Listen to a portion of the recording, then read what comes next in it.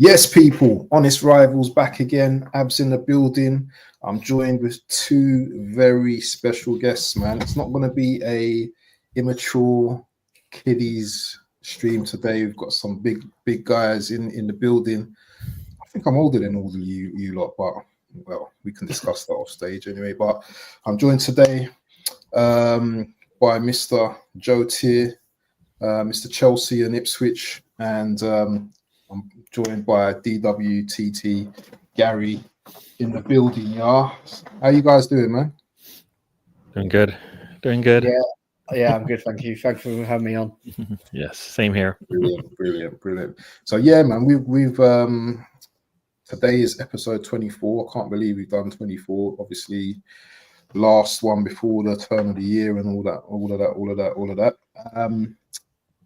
But yeah, we're going to get straight into it.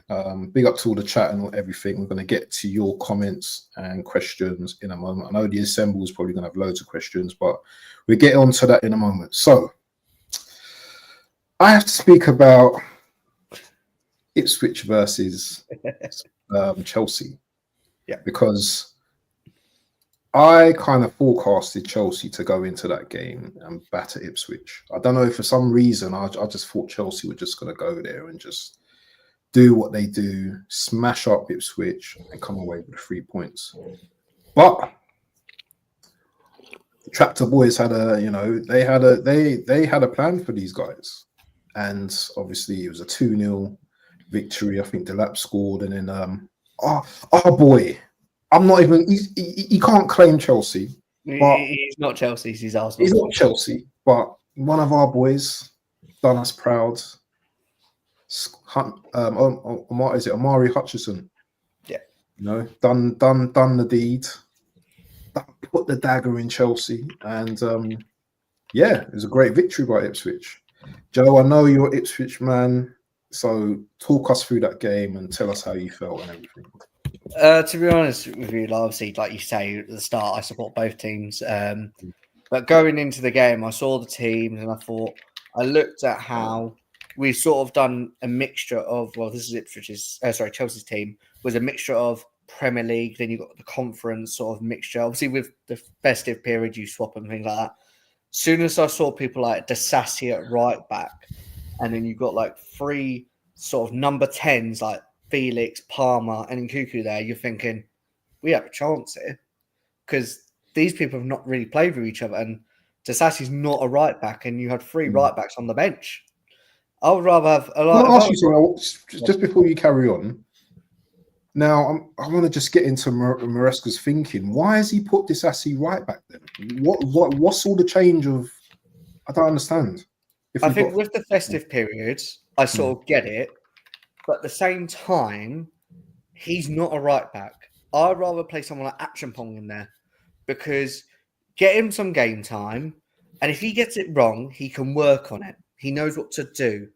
But Disasi, for me, it was like he was there because when we go attacking, Kuka has that invert, and then we have three at the back. But I'm just like, nah. As soon as I saw Disasi, I was like, Ipswich can just go on that side. So, but yeah, all the goals there. I didn't think it was a pen, to be honest. I felt like Delap sort of took out himself more than Jurgensen did.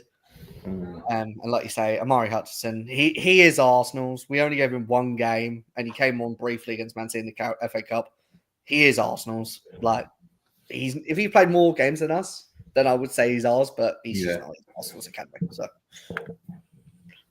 but yeah, now onwards and upwards to Ipswich. I was very happy. I was there at the game as well, so I was happy. Oh, you went to the game as well, yeah? Yeah. I've done nice. I've done like a short sort of thing of like Liam Delap taking the penalty, and I've sort of done the bit where, you know, when they put the music on and the players walk out on the pitch. Yeah. I've done that. I know you get copyright, but mate, you must have been happy. So what did because I know Maresca made one sub last game. He did make more to this game. Did he do more this time? Yeah, so he brought Gusto on for Disasi. Yeah. Which should have been like that. A natural right back coming in, you know. Like I say, I'd rather have someone like Achapong in there because, okay, yeah, festive period, Gusto might be a bit injured, so is Reece James. You don't really want to risk them. But at the same time, I'd rather have Achapong in there. Like he can learn from what he can bring to develop. Then he brought Sancho and Neto on for Felix and Madueke. Jackson came on for Nkuku. It's something like that. I might have got 3 of them wrong, but they all came on. It was more than he did before with the one change. But how did Chelsea look? Did they look like when he brought on the subs? Did they look threatening? Did they look like they had a way back into the game, or was it just flat? For me, it was a bit flat. I mean, the first half, the amount of times like Cucurella was literally open, but then we would always target the right. Chelsea would always go to the right side, but Ipswich's left. But then when Chelsea had the ball with Madueke, you always have that overlap with the right back. But Disasi don't do that. So you're always there like Madueke's got to do it himself, which he didn't have a good game, I'll be honest. But I don't think no one really did from Chelsea. The only one I thought he could do quite well was probably Enzo, because the amount of times he would get the ball and like either ping the ball forwards or get the ball, go forward with it.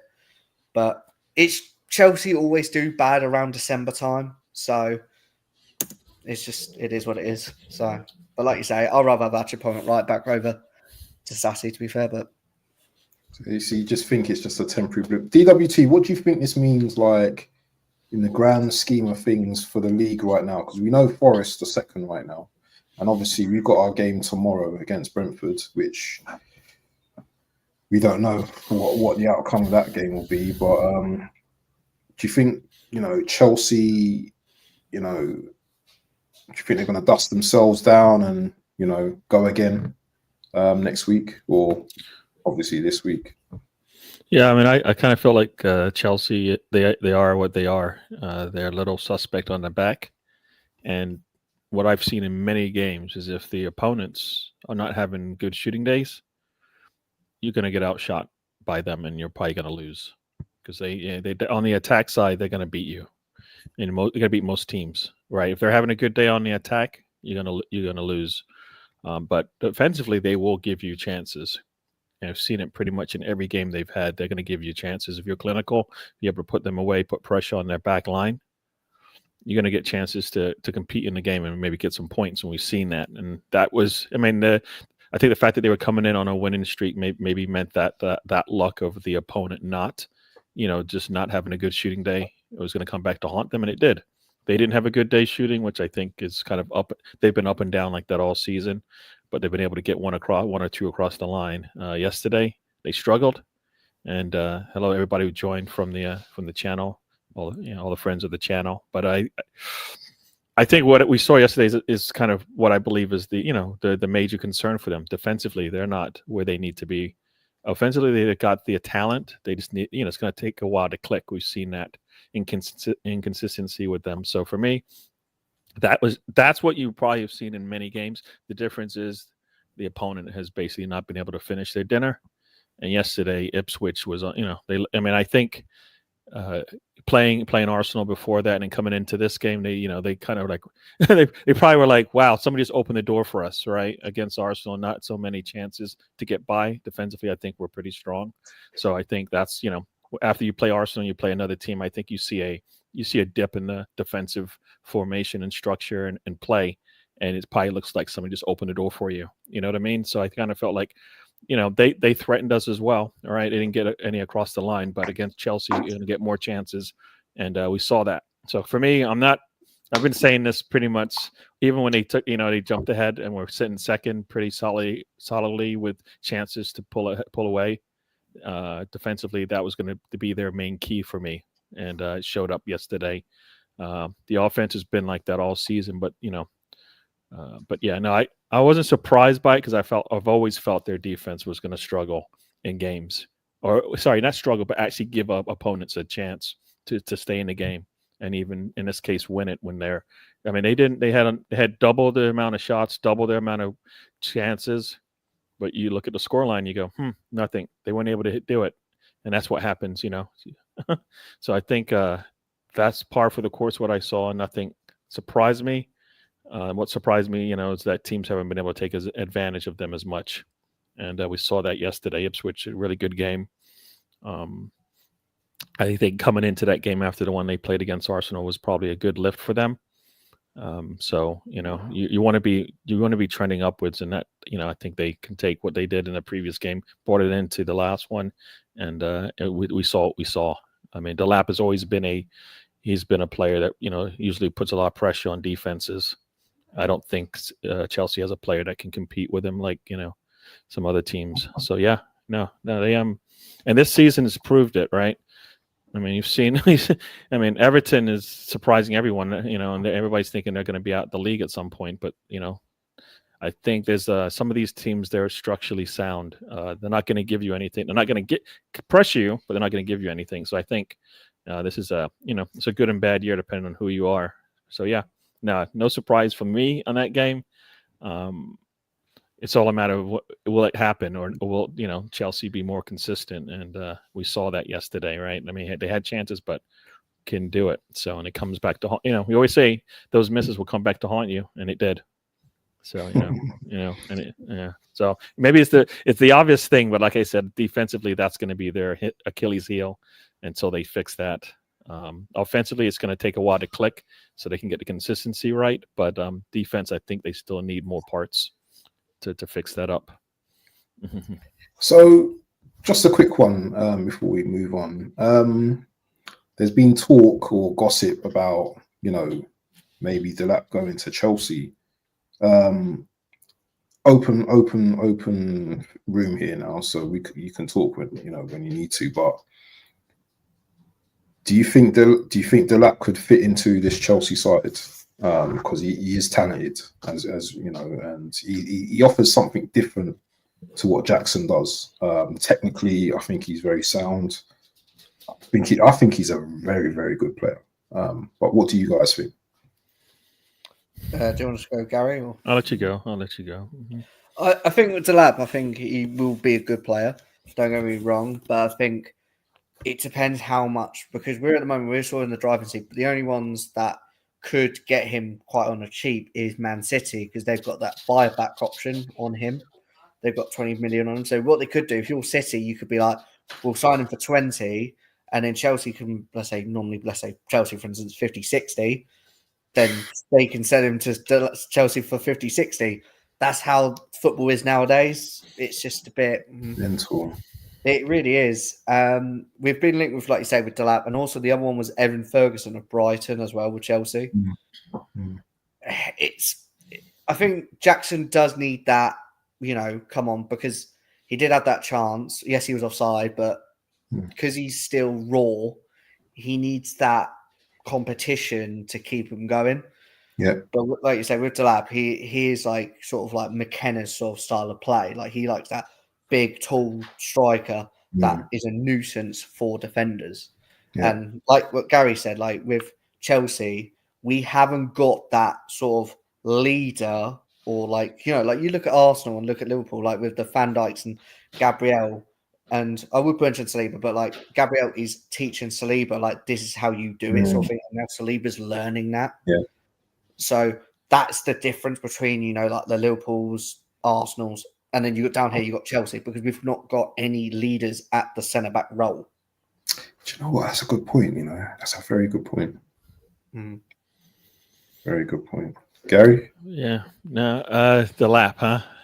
No, I think it's just, for me, it's just an age thing. Do you want to put the money towards getting him in and waiting a little bit? Because is he going to be clicking, the way you want immediately? I think it might take some time, especially going from where he is now to like a team that's like challenging and needing him to be on it every day. That's the pressure sometimes for these young players, right? He's only 21, so he's got time. Having if he went, for example, if he did go to Chelsea, at least you've got two young players there that Jackson, I guess, is young in the sense that he's just finally doing it now. But two young players that can probably play off each other, and who knows what if they're willing to compete, you could have a good thing there. I could see him coming to Arsenal, but I don't know. I think we need something a little bit more established, Right. I mean, he's just coming up. I mean, it'd be nice to already have somebody and then bring him in. Like, I don't know why it wouldn't make sense for him not, like if City really needed to try something different. They've got Harlem, but that requires something. Maybe Delap brings a little bit something different to the table, and they can have a 1-2 punch there up top, and it wouldn't cost them much. I mean, for me, I mean, they need something different, right? And so why I'm surprised. I would be like, why wouldn't they take them? Why? And then would Delap want to go back to City? If there's a chance, I don't know. That seems, yeah, they're struggling, but they're struggling and they're sitting in sixth right now. So if you can help them bump that up a little bit, who knows where they go? So no, it'd be a good player to have. I think it's just I think it might take some time to get him where you want. If you're talking about be a top striker in the Premier League, it's hard to get up there as we've seen. All right, so yeah, he's got he is definitely the strong type, and I think you've seen it. Like I said, you've seen a difference when he comes up against some of the top center backs and not. I mean, he looked, if that's a different type of striker, one-on-one with Saliba, would it look any different? Probably not, right? Because Haaland hasn't been able to get by. Gabriel hasn't been able to get by. Hasn't been getting, but Haaland's been able to get past him either. So it just might be one of those days. But against most teams, he's going to have fun, all right? And we've seen him have a lot of fun in these games. So, well, he get the service at Chelsea, no doubt. Yeah, so and yeah. technically he's quite sound as well, and I think he'd be a decent finisher as well. So, but obviously he's worked under Maresca as well when he was at Man City Youth Academy, and one of the youth sort of like higher up people's joined Chelsea called Joe Shields, so he knows him quite well. Yeah. One of my mates actually, who I worked with years ago. What's his bloody name, man? He's like one of the Chelsea youth guys down there at the moment as well, because I used to work with him at a leisure centre in Bromyard Leisure Centre down in Acton Vale years ago. But now he's at Chelsea. I have to find I'll have to find him and I'll let you know. But yeah, Chelsea are doing big things. But is it a bit concerning that Chelsea have only picked up 1 point, out of 9 possible points in the last 3 games? Is it concerning, Joe, or is it just it's a blip that we can get over? One, I just think we always do bad in December times, and the other thing I just think is you look at the games you mentioned. Everton, we always had a bad record at Goodison, so the fact we came away with a point is probably better than we always lose there. So you always get the point gained on that. Fulham at home, you sure would think you should have beat them, which we should. But credit to Fulham, they were brilliant throughout the game. By far the better team out there. And obviously Enzo made one change in that game. And then, like you say, with Ipswich, just low blocks, medium blocks. We haven't tackled that yet. We're still that age where we don't know how to do it and things like that. And Ipswich was so compact and gelled. They had a structure, what McKenna had a vision of them doing. And just literally Liam Delap just bullied Cornwell and Tosin Adebayo. Interesting. So yeah, let's move on, man. So next team, Man United versus Newcastle, beaten 2-0 at Old Trafford. I think they've lost 3 games now, records since they haven't lost 3 games in a row at home since 1979. So Ruben Amorim's already breaking records now. We've seen this before with Ten Hag as well. All I keep hearing from the fans is it's the players, it's the players, it's the players. But surely Amorim has to take some responsibility for what's going on at Man United, or is it just the players, as the fans say? Anyone could. I'm gonna say, it's gonna take time. So for them to get better, it's gonna look negative. But I think that's because it's gonna take time for them to actually. I think he has to understand his players. I think the first time I saw him manage his squad, at least from my view, when I looked at his face, it was like I didn't know it was this bad. You know what I mean? I didn't know that it was this bad. It's kind of what I read on his face.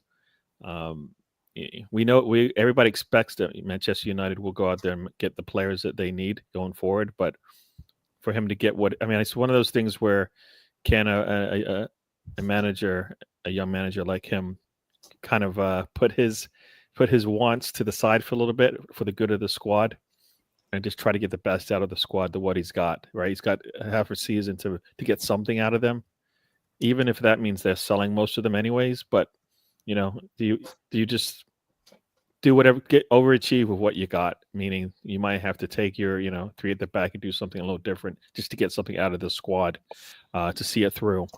Unless they have some numbers coming, some players coming in, and that would means players going out as well. So I think they're going to get. I believe he's a good manager. I think it's one of these things where it's going to take time, and will they be able to bite their tongue when things look like this? I mean, I don't think they had a good run when he came in. Now they're struggling. If he had spread this across the total number of games, it wouldn't feel as bad. So for me, I kind of felt like it's gonna look worse, but I think as a squad, it will get better in the long term. So this is a long term fix, right? This isn't he was going to come in and everything they're just going to gel and start playing good. I mean, he was seeing all the same problems we're seeing now. I mean, I feel like he hasn't figured out that, guess what, maybe set pieces is something we need to concentrate on a little bit more. But otherwise, I think, you look at the stats and they're quite equal in this game. But those first 20 minutes game's over by then. And that's probably a mentality thing, and that's going to be hard to break. So, the way he played, the way they played against Arsenal, they probably came out Newcastle not thinking they needed to be as disciplined in their structure, and they paid for it. So, I think we could put pressure on them just like Newcastle can. So I kind of felt like, they needed to, I think it's going to take time. Yeah, so it's going to take time. This isn't a 1 month fix. This is a couple year fix. Will they be patient enough to let it play out? That's going to be the question. I don't think teams usually are like that, but they've created this mess over the last since Fergie has left. They haven't really got to a point where consistently they're getting better every year. Right, so they've either gone up and down, up and down, up and up and down. Now they need to settle and just build up from there. So yeah, we should enjoy this, because we know, as an Arsenal fan, we know what it takes to revamp an entire squad. It's not a one season thing. It's not a one window thing. It takes a couple of windows, because you're going to have some consistency, and then it's going to dip when you go through the trials of a season. Right. So, yeah, I think we should enjoy it. Like, for me, it's the same way with Chelsea. They get all the talent. Once they can get a manager to make it click, we'll see, you'll see better from them, because they have the money. Same thing with Manchester United. So we'll wait and see how this, it's all about patience for me, if they're going to make it work. Hate giving them answers to their questions, but I think it's a patience thing. Just, he's going to have to see this one out and take it. It's going to hurt, but that's what happens when you take a job like this. So, do you think there's any risk of because this can get, as you said, Joe, this can get really, really bad for them? Because watching that game yesterday, although they kind of got back into the game a little bit, Newcastle could have scored 4 or 5 goals yesterday, easy. And it's just worrying for me that, Amorim, obviously, he has to do something, because if there weren't teams worse off than him at this stage of the season, that's relegation form for me with Man United. They're only on 23, is it 20, how was it, 23 points or 22 points or something like that? Measly points. They're like double away from Liverpool. They're like 23 points, 22 points. Yeah, 22 points, yeah. It's like, what is going on there? First they got the leaks, the rat infestations, Ineos, and now that you watch a United game and you're literally saying to yourself, I don't think they're going to win this game today. And it's against any opposition they can lose now. They just look and remember they've got Liverpool on Sunday as well. You know what happened with Ten Hag, yeah, when they got smashed. I'll get a 7-up in a minute, but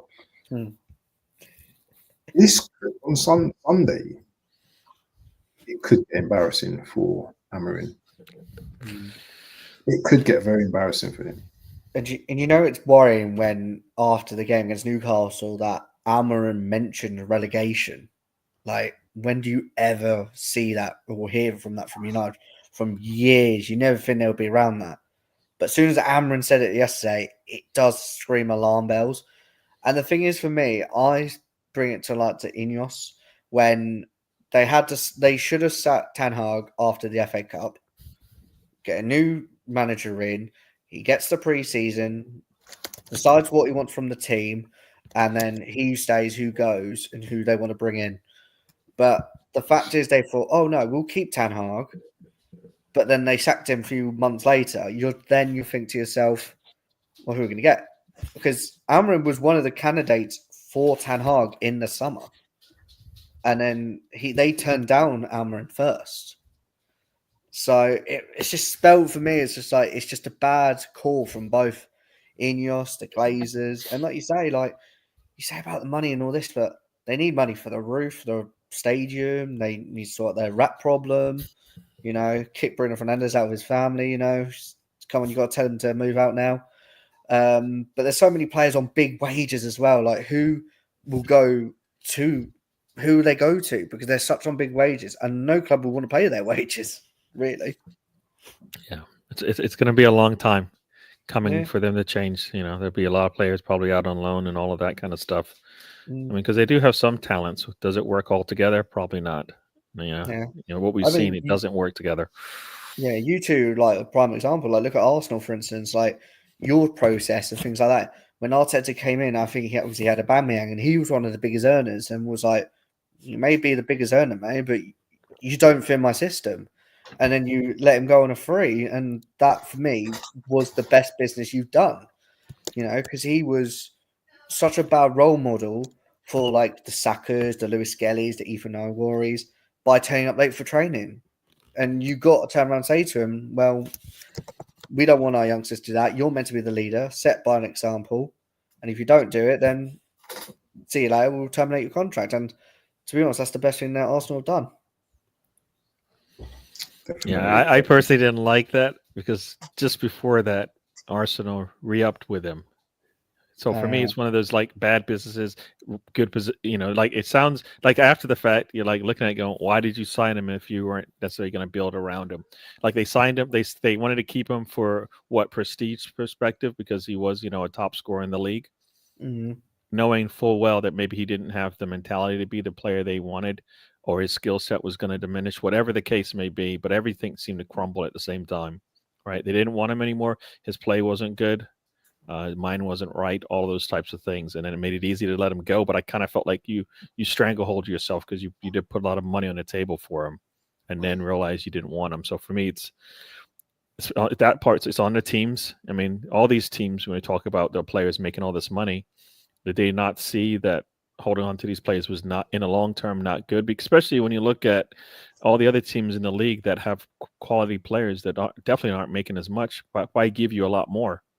Right? It's not always the top players getting the top money. Sometimes those players right below them that are, those role players, as we call them over here, that give you the ability to get ahead. Because, a lot of these teams sitting at the bottom of the table, a lot of them have players that you go, I could take them.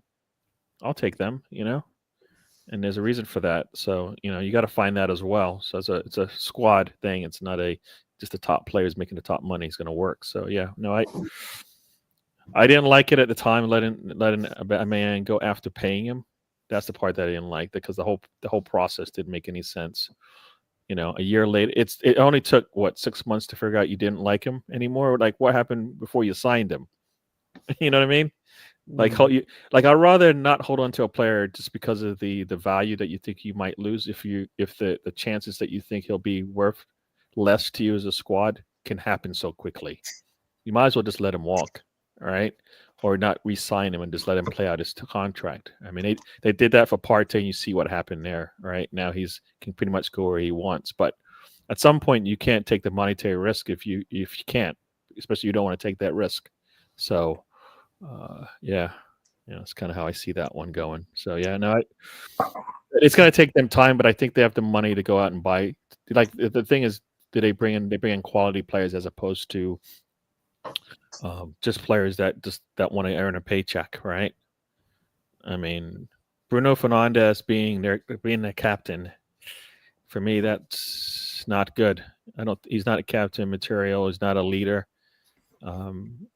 If he's having a good day, then everybody should be happy. If the team's having a bad day, he's looking around. No, it's you. It's on you, right? We say it all the time. It's on you, the captain, right? It's on you. Like if he gets compared to a lot of players. Like on a bad day, City's having a bad day. KDB is the one that makes the shot, right? So come along with me, right? That's kind of what they needed out of him because he's supposed to be able to bring that to the squad. So yeah. I don't know. Yeah, that's my take there. Yeah, no. But yeah. It's gonna take time. So while it takes time, we should be able to laugh at them. I mean, relegation seems crazy. There's 7 points in relegation right now, right? And like 20. Are they 20? Are they almost? What is it? 18 points. 15 points from getting top 4. Or 13 points we get in top 4, 11 points we get in top 4. Yeah, they're closer to the bottom than the top, as somebody said, right? Yep, definitely. Joe, you got anything to say about United? Like you said, I think Almiron's a good manager. I just think at the end of the day, like Gary said, it just takes time. Like you've got the manager there in place, but in terms of United, like selling players, I think they need to sell to buy first. I don't think they've got that much money either, because you see, like Ratcliffe is literally reducing. Like United always had a thing. I think they usually give like £100 to their like people around the club. He slashed that. He'd give them like 30 quid Marks and Spencer's vouchers. Like that's how much decline they've got. And then they've got this like fundraising they do for this like Man U Legends thing. That's gone. So you're just like, where is this going? Like, I thought Man United, like the biggest institution, in England, possibly second, third in the world. Mm-hmm. What's all this cut? This cuts and all that stuff now. Why? I just don't get it. I really don't. But then you still got a leaky roof. Almond's press conference, it was leaky. You know what I mean? Like rats and things like that. So it just shows. They call that the institutional, they've got no control, and it's not. Sometimes it's like it's all control on the football side, but this is no control anywhere. Right? Mm-hmm. How do you let a building get to the point where it's been raining for years now? Right? This isn't just happened yesterday. For years, I think we've talked about their ceiling, the roof, raining, and now it's just getting worse and worse and worse. Like no attention to that either. So they have to get the little things right, and then eventually, I think the big things will happen. I think it's all patience. It's going to be all patience. I never wanted to wait. And I think as fans, we shouldn't have to wait. But after you go through it and then you see like the gradual improvement, I always say you want to get better one game to the next. That's it, just a little bit. If you do that 38 times, you'll see some good things, right? I think a lot of times people want to get to the end before they even get to the next game. So it's gonna take patience, and it's gonna hurt. Yeah, patience is a virtue for sure. They're not gonna like it. But it wasn't. This has been one drip for a while now. It's like a flow, all right?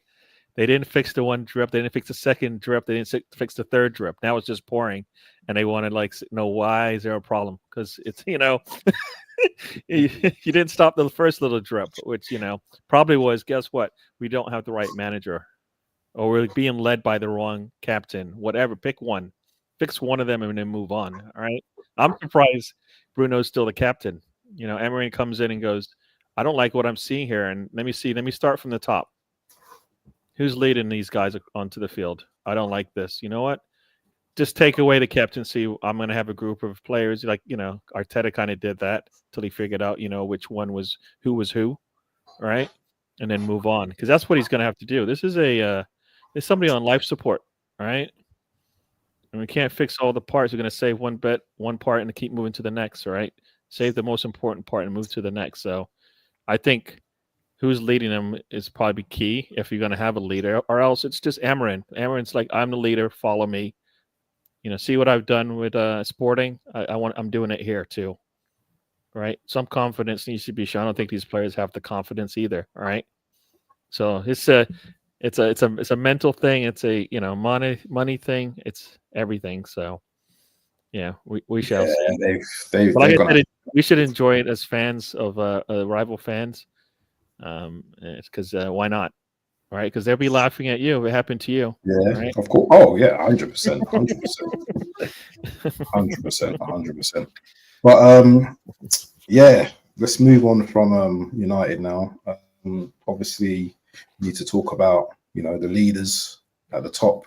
Liverpool versus West Ham. Liverpool 5, West Ham 0. Liverpool are showing no sign of regression or sign of slowing down in this league. We might as well just give them the big ears now. We can talk about them dropping points here, there, or anywhere, but they've got someone called Salah at the moment. And obviously Diaz as well is cooking as well. They're all cooking at the moment. Talk to me. Even someone like Gravenberch. Like, he's what a player he is. From someone that Klopp thought he was an 8, Schlott comes in and went, we don't need a 6. We've got Gravenberch. And he's literally, for me, the most improved player in the Premier League so far. Literally. Yeah, he's brilliant. He's brilliant. And the thing is for me as well, yeah, I think it's a lazy argument for me to say that Slot has come in and he's just taken over world-class players and it's just easy just like that. World-class players can also rebel against, managers they don't respect and think, we ain't gonna play for this guy. But he seems to be getting the maximum out of his players at the moment, even the ones that Klopp couldn't get the maximum out of last season. If you look at his record the last 2 years, so obviously final, he went unbeaten. He's only lost one game. This year. This season, yeah. Against Forest, yeah. Mental. That's an amazing record. And the thing is, it's such a big gap from the Dutch league to the Prem, like Tanel, for instance, for example. Like, yeah, like you say, you just got to give Slot a lot of credit. You really do. And I'm not gonna lie, when he took over, I was not expecting this. I thought they would be around it, but I didn't expect how far away they're going from this. Because I thought it'd be like when Fergie left United, or I thought it would be that sort of drop off. But it was just like, you know what? Fair play to him.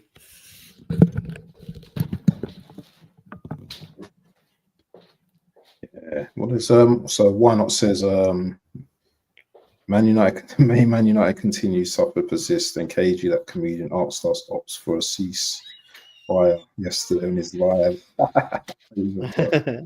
Funny guy. Can work with a different approach. Yeah. For me, I just think Liverpool. It's a question of how many can they win now? Because I think the Premier League is literally theirs. Can they win the Champions League? Maybe do a treble. Maybe a quad. Who knows? It's crazy at the moment.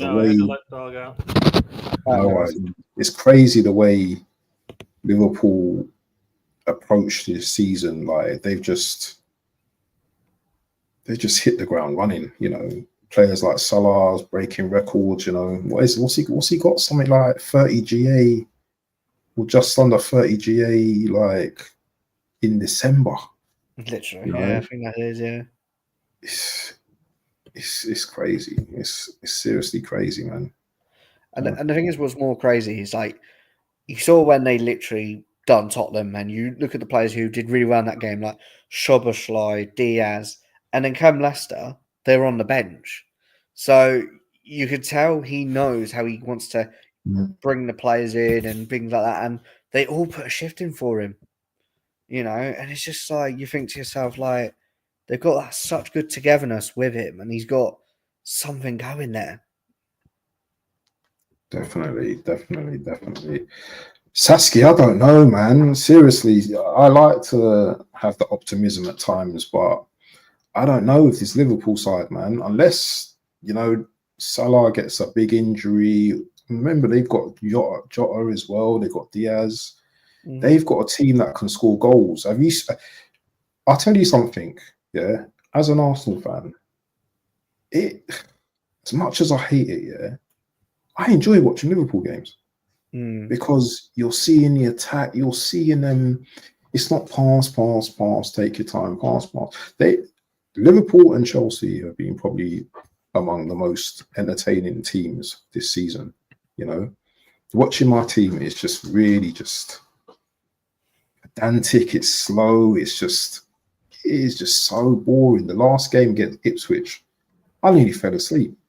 You know, even though we won that game and I was appreciative of the points, it was just like, what has happened to my team this season? What has happened? You know, and we're going to speak about Arsenal in a bit, but yeah, for me, Liverpool, man, they've got a great manager, they've got a great group of players as well, and you know what? They're doing total football at the moment, whether I like to admit or not. You know, these guys are. They're playing for each other. What you got to say on that, Gary? Yeah, no, Liverpool. Yeah, I kind of felt like Slot just came in, looked at the squad. They said we don't need to make any changes. He said, "All right, I'll take what I got." It's not, but when you've got Salah, you've got Trent, and you've got Van Dijk, you got Allison. You got a good squad, a good base to start with, right? And then it wasn't as if they didn't bring in talented players across the board, like all of them.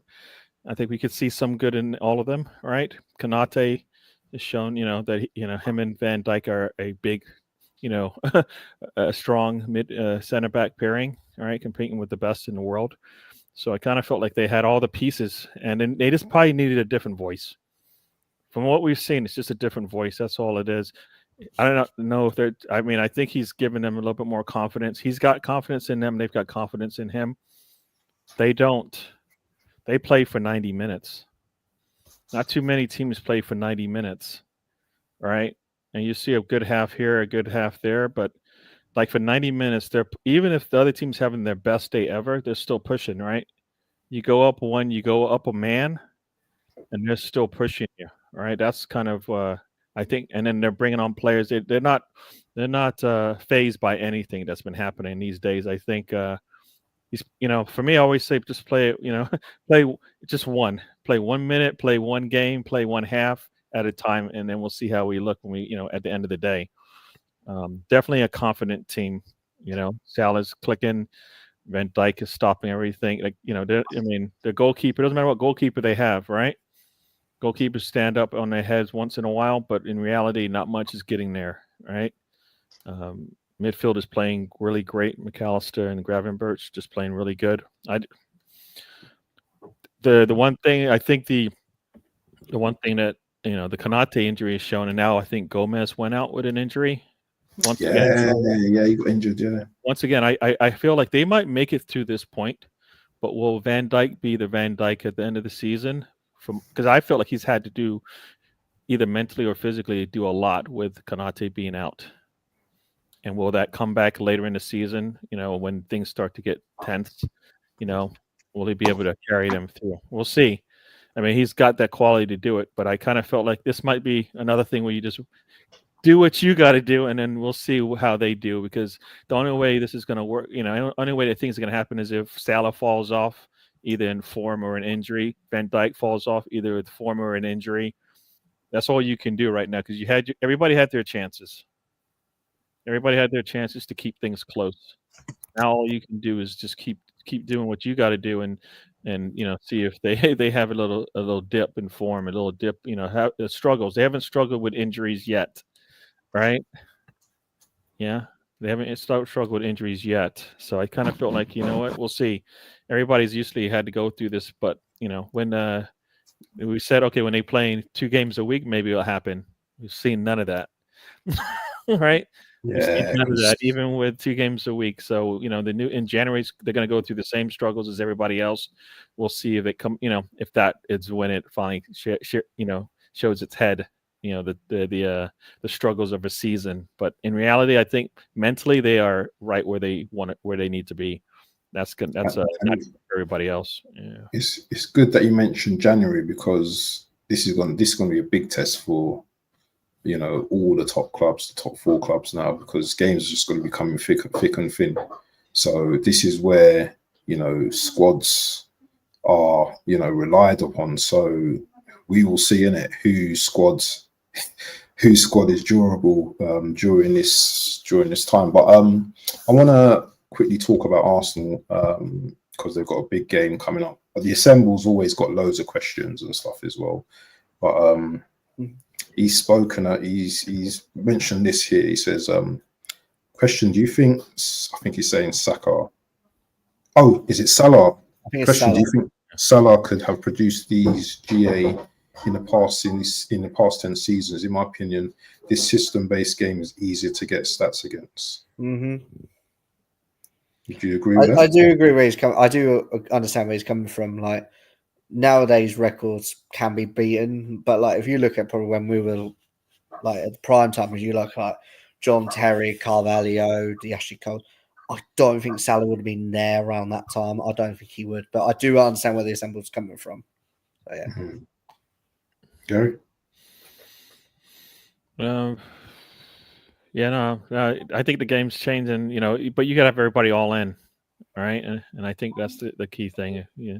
So, yeah, no, I think so. I mean, we're seeing it. So, yeah, no, like I said, I think is when these older coaches stop, what used to where it doesn't work anymore, the team stops listening, right? Nothing has changed from one season to the next for Liverpool, but somehow the performance looks different. So it's you sometimes have to challenge your players, and I don't think Klopp was able to do that.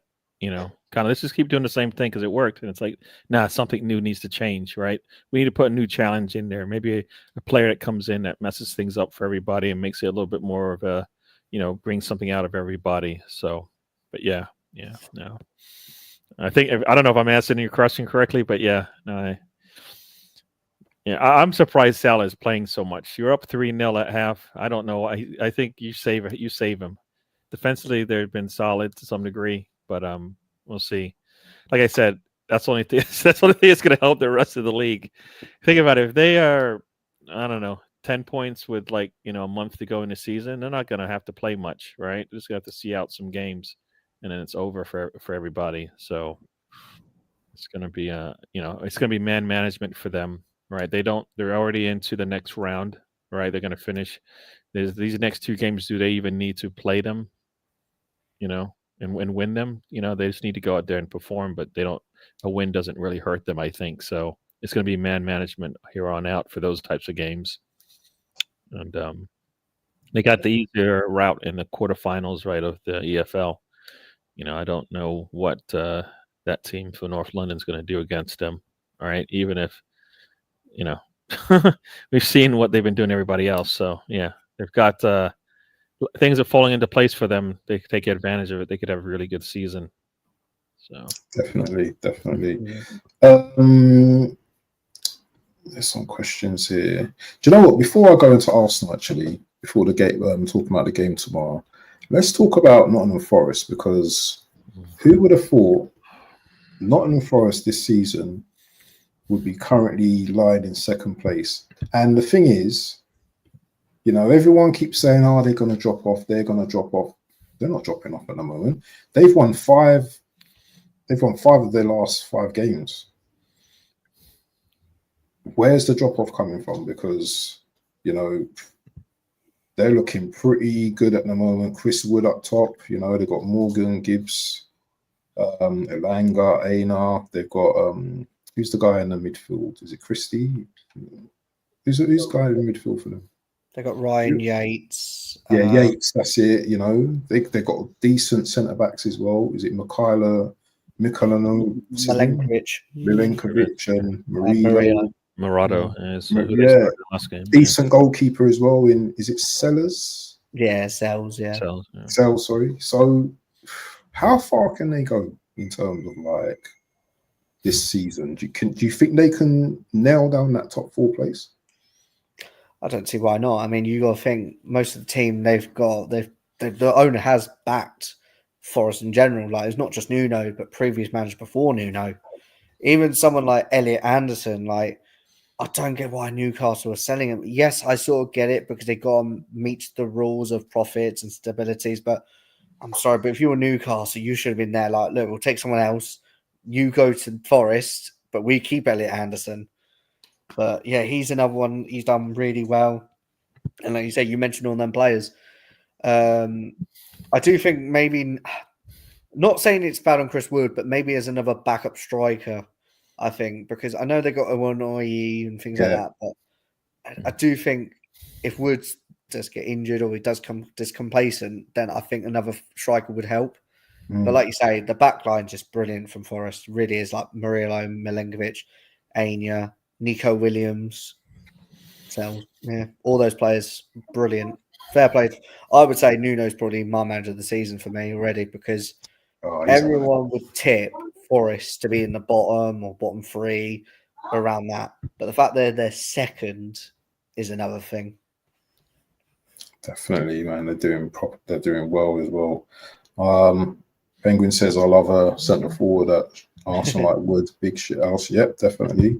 Newcastle as well seem to be finding their stride as well. Finally, yeah, we spoke about Man United's failure, but you know Newcastle seem to have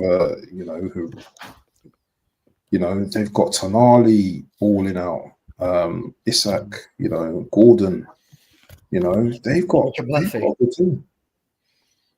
So it's all. This is a very strange season. It's like everyone apart from the top Liverpool are fighting to get into that top 4 spot. It's a weird season, man. I like to say that we're not Liverpool, but we're above the next 3 or 4 teams. Yeah, is where I feel like Arsenal is because if you give a lot, I mean everybody's gonna say I got injuries too. If I tell you you're gonna lose your best, you're gonna lose your captain, your leader, your central, the guy who puts everything in the middle together for a bit of time, and then you're gonna lose your best player, and you're gonna go through all the little things that we've gone through and still sit with the opportunity to finish in second. I feel like, yeah, and then we played Forest, and how did that game go? All right, how did that game go when we played Forest? So is that them having a really bad day or Arsenal just playing the way they usually do? Because we've been struggling all season, but then when we played head to head, the scoreline didn't show that look they can compete with us yet.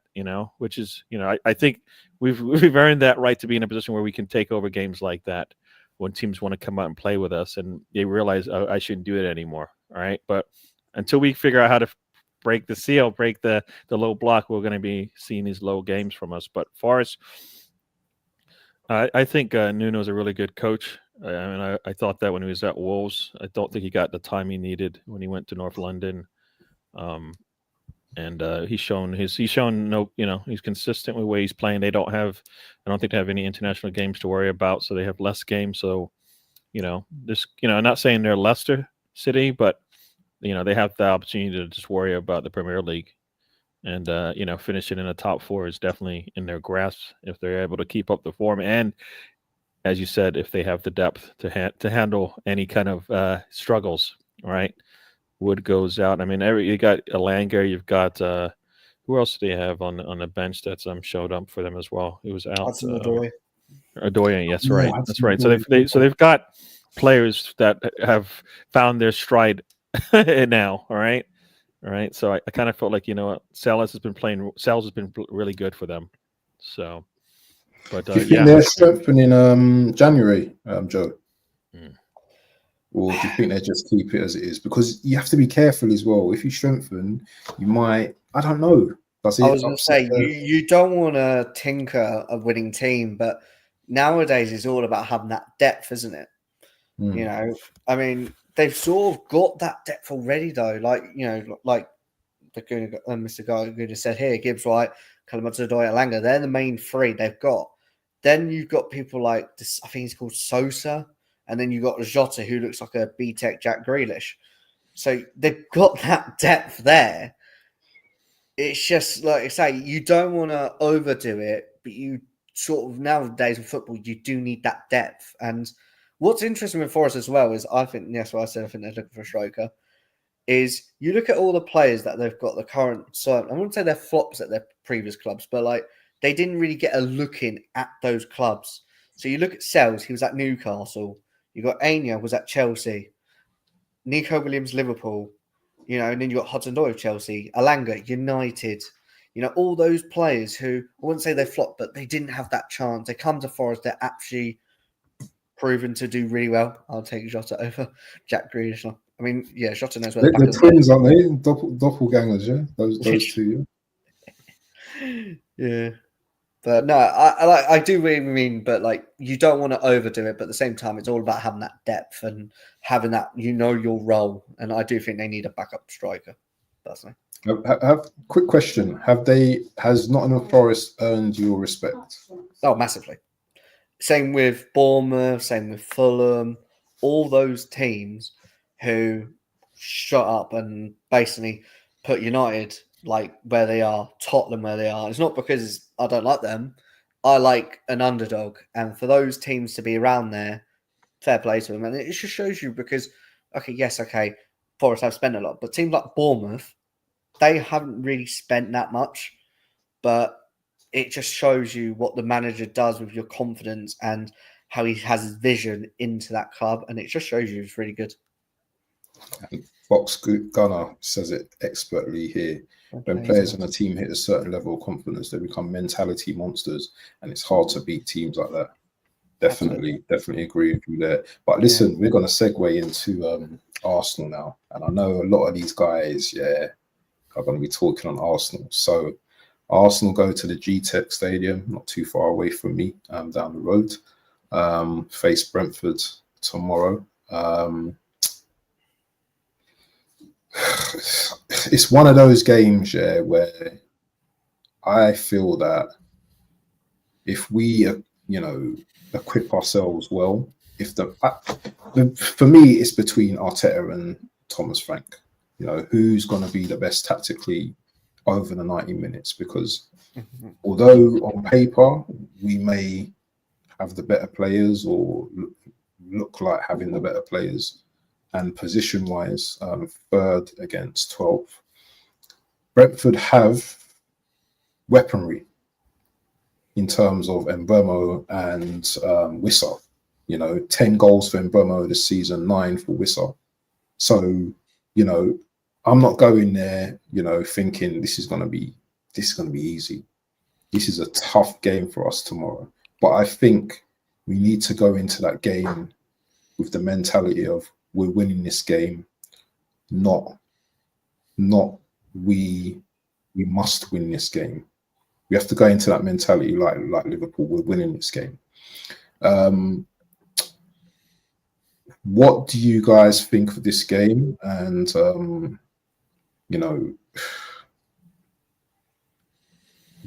where is it going to be won by either team? Where can the game be won by either team? Anyone could go. Go on, Gary. You're the Arsenal fan. Yeah. All right. Yeah. No, I mean, all season, our defense has been fine. It's, who wins that midfield battle, I think, is where I think it will be won. If we're able to get one over on them in the midfield, then I think, that's where it'll be one for us, because I mean both teams have some answers up top.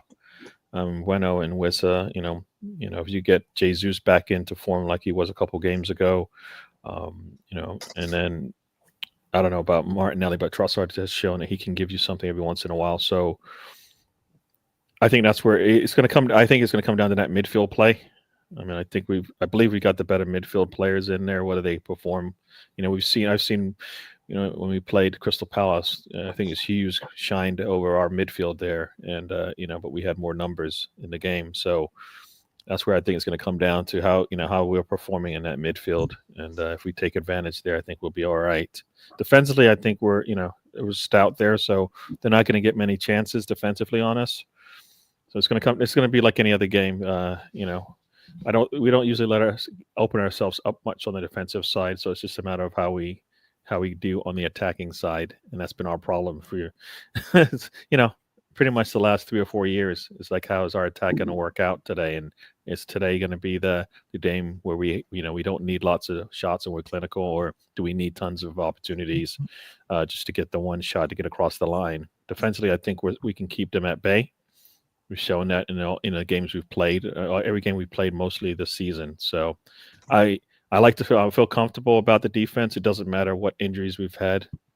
The defense has been solid. Offensively, that's been a question mark. So, it's at Brentford, so it's going to be a tough one. But these players, I think every game, anytime I talk, every time I try to be confident about it, everybody's like, well, we're playing at Brentford, so it's going to be a tough one. They're all tough everywhere.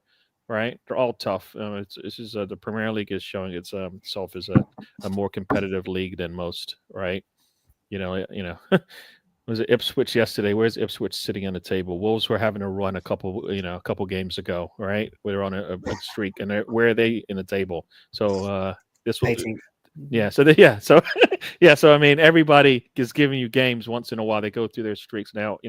For us to kind of establish ourselves. So I think it'll be a tough game. I said it's going to be a 3-1 Arsenal win. That's what I believe based on where we need to be. I of course, you could easily win this thing 1-0, 2-1 because of the way that we've been playing of late. But for me to show that we're moving in the right direction, a 3-1 win, I think is achievable by us. The trick is to get that second goal. Of course, the first one helps, but definitely, once you've got the first, just continue to put pressure on them, get the second one, and then see out the game. I think defensively we can do that.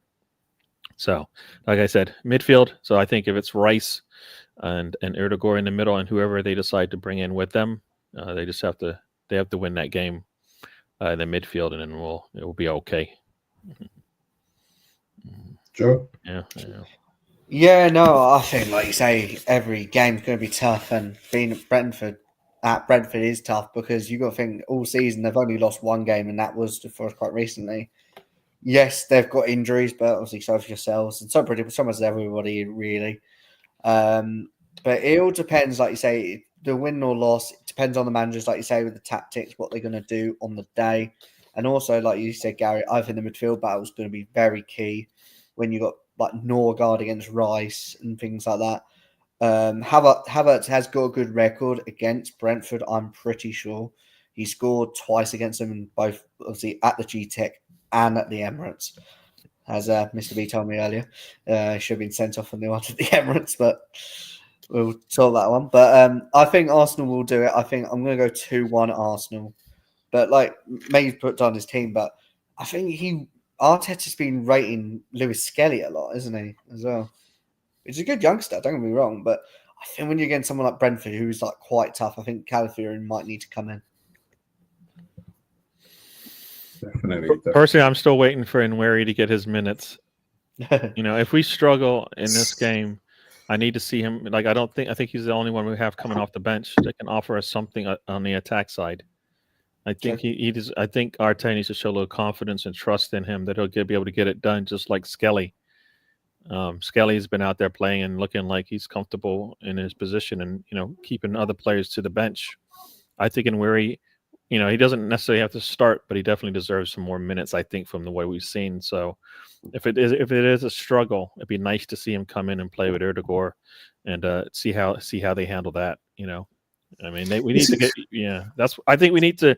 That needs to be like our Well, we'll just fall back to in Wary and Erdogan and see if you can hold us, keep us from getting in attacking positions. So, isn't it concerning though that yeah. we have no striker or anyone of that ilk that can come off the bench? In that, last game we had 4 left backs or something on the bench or something like that, and just Ranieri. But we have like no attacking apart from Ranieri, who's still, in my opinion, he's still quite young. Obviously, they say if you're good enough, you're old enough in it, but I just how can you take a risk on Skelly on the back line and then Wary? You know what? I don't know. Even if you put him on the front line and not in the midfield, if you felt like, you know what, the further away from the goal he is, the better. We won't get his defense. Anything he does defensively in the midfield won't be a big issue for us if it's happening at the top of it. Exactly. Top. So for me, if the risk is, I can't put him in midfield because if he breaks down, if he has a bad day, I'll have issues. Well, all right, well then push him up top. All right. Brings if Havertz is starting, but Havertz in the midfield if you're more comfortable that way. But I feel like Nweri is giving you some answers if your attack is stalling. You should use it, right? I mean, we can't take draws anymore, right? Draws are losses right now. So go out there and get the win. So yeah. No, and Bueno and Wissa definitely are, they can be concerning. But like I said, if Saliba and Gabriel are playing and Timber is playing, I kind of felt like we're okay, right? On that, when we go into the attack and that's our back 3, that's a solid back 3 to have on the attack, right? When people are coming through and Rice sitting in front of them. I mean, if that's not going to give you any sense of confidence, then it never will, right? So for me, I feel like you should be able to lean on that. And then attack, let your attack get an opportunity to go out there and not be too concerned about what happens if you leave the ball, if you turn the ball over, at some point, let's lean on them. But also, I think if it opens up the game, then it helps us as well. When teams open up against us, we usually have a good game as well. So, try it out, Arteta. Joe, have you got a channel? I can't remember. Have you got a channel? What's your channel again? It's just Joe Tier sort of thing. I'll show you 1 second. I think I've got it. I know I'm following you. I just wanted to find out so I can put it in the description. Joe, let me see. I'll have to have a look. I'm sure I'm following you on here. Oops, I'm in the wrong account. Let's get you know what? Let's get a score prediction from you guys, please. 2-1 Arsenal. Yeah. 2-1 Arsenal. A very confident 3-1 Arsenal. Yeah. I'm gonna go for. Let's start the year right. Yeah, let's start the year right. Yeah, I'm gonna go for a 2-1. I think I really do. I really rate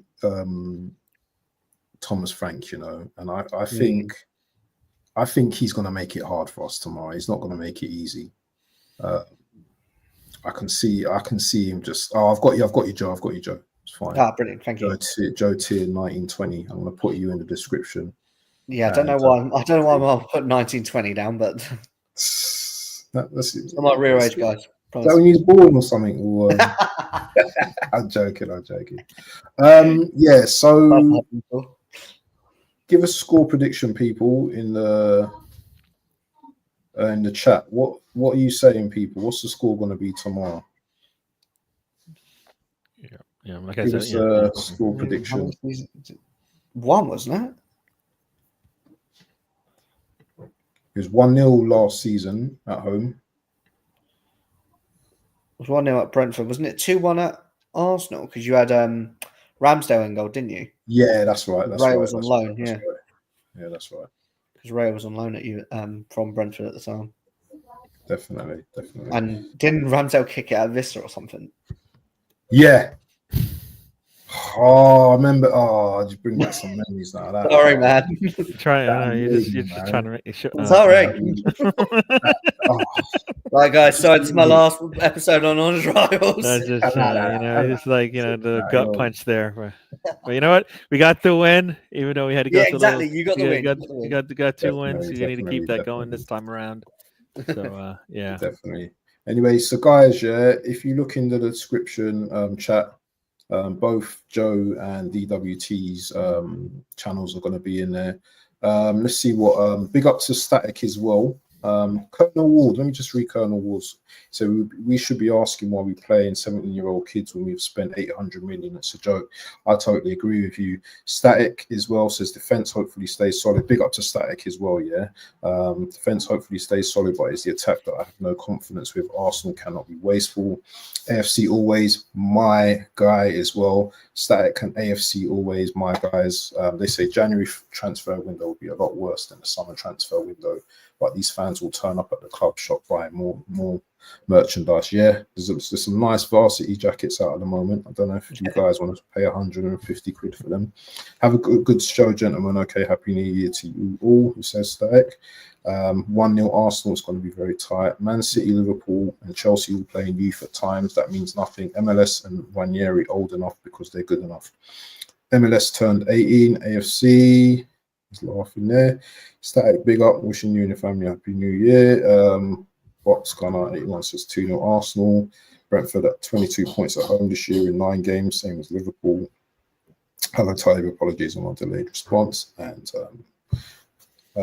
Dissembled, man. He's a questioner, man. He's very he's like a QA in it, I quite like it though. I do like it. I love it. He's always asking, he's very thorough and he's questioning as well. What are the odds for a draw? Arsenal playing a must-win game, normally a draw defeat. Yeah, this is the time where Arsenal's supposed to take advantage, and usually they don't. Usually the arse falls out as well. So yeah, I don't know, but hopefully we'll win this. But listen, people, yeah, we're going to wrap up this stream today. It's been an excellent stream from DWTT and Joe Tier. Thank you, Joe, for joining us today, man. It's really appreciated. Thank you guys for having me. Much appreciated. Definitely, and make sure you guys go and sub to these guys' channels. Yeah, make sure you watch their videos. Yeah, DWT's got so many videos, on his channel already. He's already live doing this, doing that. You got anything coming up, DWT, for the people? Yeah. Next game, my next show won't be until Saturday. The road trip. Check me out there, DWTT Arsenal, in the search window in YouTube. That's kind of a little match day or watch along, depending on when our games are. But typically, we have a lot more fun there. So it's there. It's football and everything else we want to talk about. And then Mondays, we're back to the trip where we talk. It's an Arsenal show. So 2 days a week, you get me on my channel, and you can see me around the YouTube on others' channels as well. So just follow me there. Yeah. And big up to Mr. Tommy as well, Mr. Tom 28 in here as well. Big up to you as well. All right. We lost what? Hebs. Wait, sorry. The missus just came in and just obviously crazy one, mad one. But yeah, Joe, you got anything coming up, or are you just going to be showing up on the big boy panels? Well, on Sunday I'm going to Fulham v Ipswich, so that'll be a good game to watch. Oh, that's going to be a good game. Very good game. Very good especially game. that we're on a high and things like that, so I'd be interested in that. Trying to get some more games in. Probably go try and maybe make some appearances with the panel. But then I'll be back at work next Monday, so it's like, Man, I had to work today, man. I've just been working. It's just been annoying. But yeah, no, do you know what? Do you think, before we go, do you think Ipswich will stay up? I would like to say yes, but the thing is, Wolves are on a good momentum at the moment, so it will be hard to tackle. Like if they stuck with Gary O'Neill, then I would have said, yeah, I think we'll be overtaking Wolves, 100%. But then again, the manager doesn't know the Premier League that well, so, and also Cunha's now banned for 2 games, which I don't know how that's 2 games, but there you go.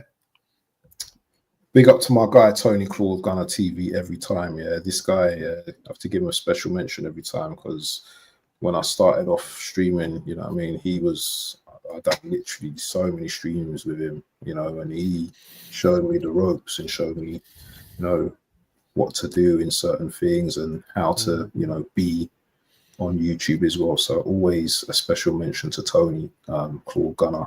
And I'll be coming to Finland one day to see you, bro. You know, I have to do it. I have to do it in Helsinki, man, in that cold weather.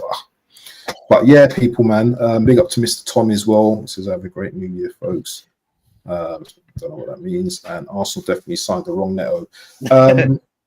Hopefully, hopefully, my food's ready now, so I'm gonna have to eat. But listen, hopefully January window opens tomorrow, guys. Yeah, hopefully, you know, Arsenal strengthen.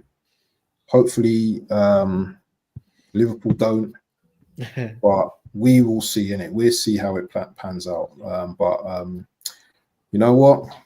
2025, it's Liverpool's to lose. People, big respect, and we are out. Peace. 2025, let's do this.